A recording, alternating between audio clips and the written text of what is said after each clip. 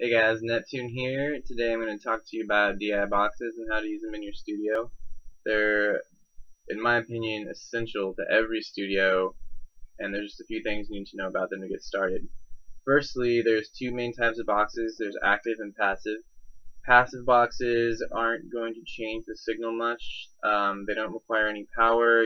What you plug in is what you're going to get when it comes out. Active DI boxes, on the other hand, attempt to improve your signal in some way. So it's going to color the tone. So whatever you have plugged in, it's going to hopefully sound better, but just know it's going to be different when it comes out. And they also, active boxes require phantom power, or just some kind of power, usually phantom. But both active and passive do basically the same jobs. Passive are usually cheaper. Active can be more pricey, so passive is a good way to start out if you've never used one before. This is a passive box made by the company Art. It's 25 bucks, really cheap, but still sturdy, metal case, not going to break or anything. So how they work, you have an input jack, an input through, and an output. And you'll notice that these two are 1/4 inch, and the output is XLR. So in the case of guitar, it uses an unbalanced signal. You're essentially changing it from unbalanced to balanced before you hit the your interface or mixer or however you're recording. So that's good right off the bat.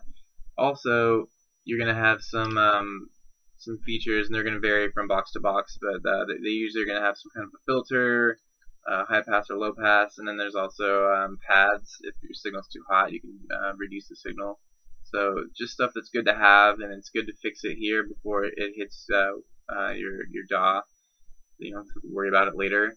On the back there's a phase invert for if there's any phase issues, and then there's also ground lift.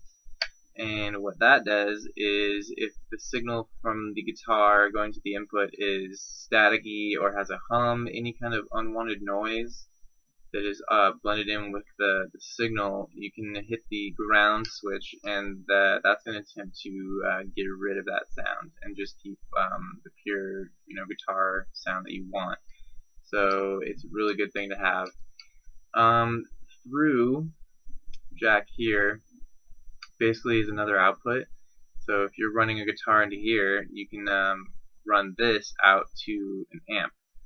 So if you set it up right, you can have your guitar going here, coming out XLR balance, going straight to your mixer onto one track, and then on another track you can mic the guitar amp signal being fed from this.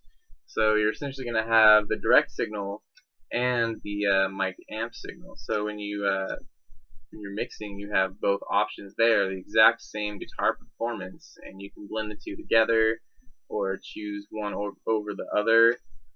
It's just really nice. It saves time. You can audition things better. So overall, DI boxes are a great buy. If you don't have one, I'd recommend getting one. Do your research. There's lots of options out there, but if you purchase something wisely, you will not regret it.